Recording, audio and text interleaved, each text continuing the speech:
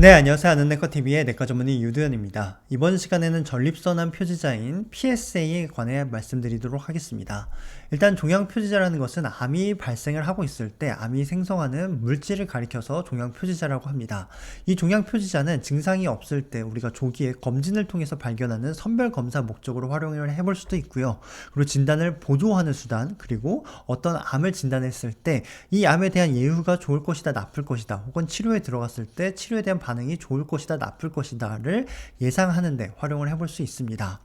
이때 여러 가지 이 종양표지자를 긍정적으로 바라보는 집단이 있고 부정적으로 바라보는 집단이 있습니다. 부정적으로 바라보는 집단은 너무나 많은 검사를 시행을 해서 굳이 발생을 하지 않아도 된 의료 비용이 증가하고 환자에게 무분별한 검사를 해서 해를 가할 수 있다라고 경고를 하고 있고, 그에 반해서 종양표지자를 활용을 한다면 여러 가지 조기에 발견하는 그런 긍정적인 부분도 있기 때문에 적극적으로 활용을 할 것을 제시하는 집단도 있습니다. 다만 종양표지자를 활용을 할 때는 다음과 같은 원칙들을 지켜야 되는데, 단 한 번의 검사로는 어떤 결론을 내려서는 안 되고요. 만약에 여러 가지 추이를 통해서 우리가 이 표지자가 증가하고 있는지 감소하고 있는지를 알아보고 싶다라고 했을 때는 단일 검사기관, 동일 검사기관에서만 시행을 할 것을 제시를 하고 있고요.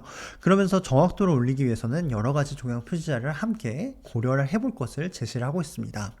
다시 본론으로 들어와서 전립선 특이 항원이라는 이 전립선 표지자라는 물질은 전립선 상피세포에서 형성되고 매우 소량만 형성된다라고 알려져 있지만, 암에 의해서 혹은 감염에 의해서 전립선 구조가 망가지는 경우에서는 혈액에서도 검출된다라고 알려져 있습니다. 이때 전립선암 표지자는 이전에 언급했던 다른 표지자와는 다르게 여러 가지 선별, 진단, 보조, 치료, 경과, 모니터링, 예후, 재발을 골고루 활용할 수 있을 만큼 장점이 많은 그런 종양 표지자인데요.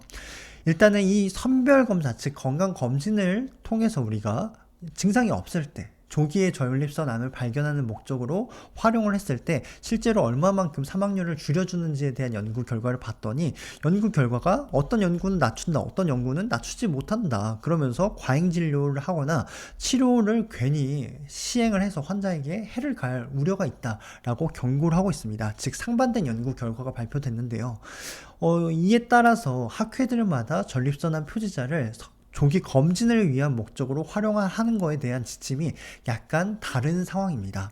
실제로 아메리칸 캔서 소사이어티라는 이 학회에서는 연령마다, 즉 50세 이상에서는 일단은 선별검사 목적으로 무조건 다 시행을 하는데, 만약에 고위험군, 즉 가족에 2명 이상 아버지 혹은 형제에서 65세 이전에 전립선암을 진단받은 이력이 있는 경우는 고위험군이겠죠. 이럴 경우에서는 50세가 아니라 40세 이상부터 이 선별검사를 시행을 할 것을 제시를 하고 있고요. 그리고 각 수치에 따라서 예를 들어서 2.5 이하다라고 한다면 2년에 한 번씩 검사를 시행을 하고, 2.5 이상이라면 전립선암 발생 가능성이 더 올라가기 때문에 이럴 경우에서는 매년 PSA 검사를 시행을 할 것을 제시하고 있고요. 그리고 2.5에서 4 이 안에 수치에 들어간다, 이럴 경우에서는 추가 검사를 시행을 할 것을 권고하고 있고, 만약에 4 이상이다 이럴 경우에서는 전립선 조직 검사를 시행해라 라고 제시를 하고 있습니다. 반면에 NCCN 가이드라인에서는 일단은 뭐 가족력 이런 거에 상관하지 않고 40세 이상이라면 바로 전립선암 종양 표지자 검사를 시행을 할 것을 제시를 하고 있고, 만약에 1 미만이다 이럴 경우에서는 2년에서 4년 사이에 검사를 반복할 것을, 그리고 1에서 3이다 라고 할 경우는 1에서 2년 사이에 검사를 반복하고, 3을 초과한다 이럴 경우에서는 MRI 검사를 시행하거나 조직 검사를 고려하고 PSA 검사를 6개월 내에 반복할 것을 제시를 하고 있습니다. 하지만 이 전립선암 표지자가 4가 넘는 경우가 이 암만 해당하는 것이 아니라 전립선염에 의해서도, 그리고 전립선 비대증에 의해서도 올라갈 수 있고, 심지어 가벼운 자전거 운동을 한다거나 성관계 48시간 이내에 이 종양 표지자 검사를 시행을 했을 경우에서도 수치가 올라갈 수도 있고, 그리고 남성 호르몬제를 복용을 한다거나 전립선 마사지나 뭐 소변줄을 삽입하는 이런 경우에서도 이 전립선암 표지자가 상승할 수 있다라고 알려져 있습니다. 또한 탈모 치료제를 복용을 할 경우에서는 6개월 이상 복용을 하셨다라고 한다면 전립선암 표지자가 이미 떨어져 있어요. 그렇기 때문에 전립선 표지자가 올라가 있는데도 불구하고 마치 낮아진 것처럼 보일 수 있기 때문에 이런 분들은 실제 측정값의 2배를 더 곱해 주셔야 본인의 진짜 PSA 수치라는 것들도 감안을 하셔야 된다는 거고, 연령이 낮을수록 사실 PSA PSA 수치는 낮을 수밖에 없어요. 그렇기 때문에 40대에서는 약 2 미만이 정상 수치고 60대에서는 4 미만이 정상 수치라는 것도 우리가 반드시 기억을 해둘 필요가 있겠습니다. 이런 여러 가지 다양한 원인들 때문에 사실 전립선암 표지자는 4에서 10이라는 이 회색지대, 애매한 수치가 존재합니다.